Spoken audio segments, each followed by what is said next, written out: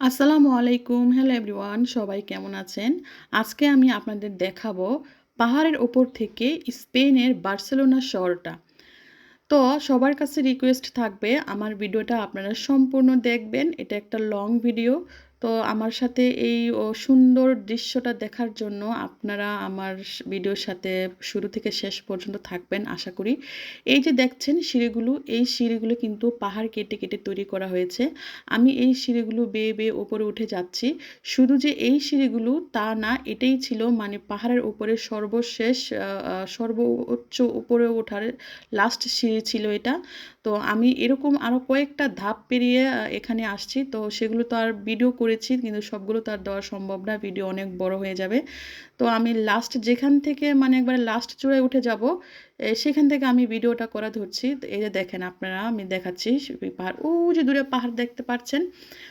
এই পাহাড়টাও কিন্তু আমি যেখানে দাঁড়িয়ে আছি, আমি যদি ওই পাহাড় থেকে এদিকে তাকাই তাহলে এই পাহাড়টাও কিন্তু এরকমই দেখা যাবে। কিন্তু ওই পাহাড়টা যে দূরে যে দেখা যাচ্ছে, সেই পাহাড়টাও কিন্তু এরকম করে মানে কেটে, কেটে ওরা এরকম সিঁড়ি দিয়ে তৈরি করে রেখেছে ওপরে সুন্দর দৃশ্য দেখার জন্য।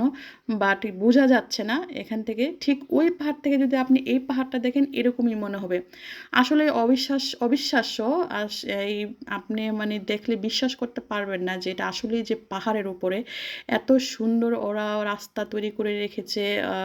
এই যে দেখেন, আমি একটু জুম করে আপনাদের দেখাচ্ছি সিঁড়ি দিয়ে উঠতে, উঠতে। তো আমার কিন্তু ওঠা হয় নাই। আমি আরও উপরে উঠতেছি। তারপর আমি আপনাদেরকে দেখাবো যে উপরের দৃশ্যটা কত সুন্দর।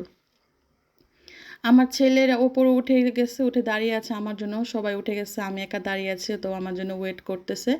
তো ওপরে উঠতে, উঠতে তো আমরা সবাই হাঁপিয়ে গিয়েছিলাম। পানির তৃষ্ণা, পানি নিয়ে গিয়েছিলাম। বাচ্চারা সব পানি খেয়ে ফেলেছে। শেষে আমি পানি পাই নাই। আর এত পাহাড়ের উপরে পানি কোথায় পাবো? পানিও খুঁজে পাচ্ছিলাম না। তো এই যে দেখেন, আমি একদম পাহাড়ের উপরে উঠে গেছি। এখানে দেখেন মানুষ গাড়ি নিয়েও চলে আসে, রাস্তা তৈরি করা আছে।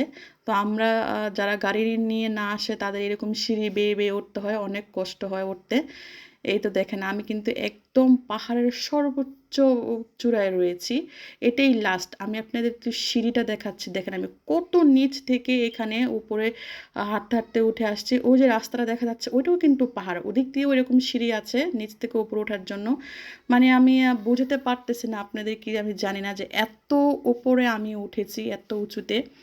নেক্সটে আরও একটি ভিডিওতে আপনাদেরকে শহরটা স্পষ্টভাবে দেখাবো। ভিডিও বড় হয়ে যাবে সেজন্য আর আপনাদের দেখাতে পারলাম না ভালোভাবে। তখন আর জুম করে দেখাতে হবে না, স্পষ্টভাবে তখন আপনারা দেখতে পারবেন। আর আমরা লাস্টে একটা পানির দোকান পেয়েছিলাম, সেখান থেকে পানি কিনে আগে আমরা পানি খেয়ে নিই, ঠান্ডা পানি। প্রচণ্ড গরম ছিল স্পেনে ওইদিন। তো আমাদের মাথার উপর দিয়ে কেবল কার যাচ্ছিল। কেবল কার আমাদের মনে হচ্ছিল আমরা হাত দিয়ে ধরতে পারবো। এত কাছ থেকে কেবল কার যাচ্ছিল। সময় স্বল্পতার কারণে আমরা কেবল কারে উঠতে পারি নাই।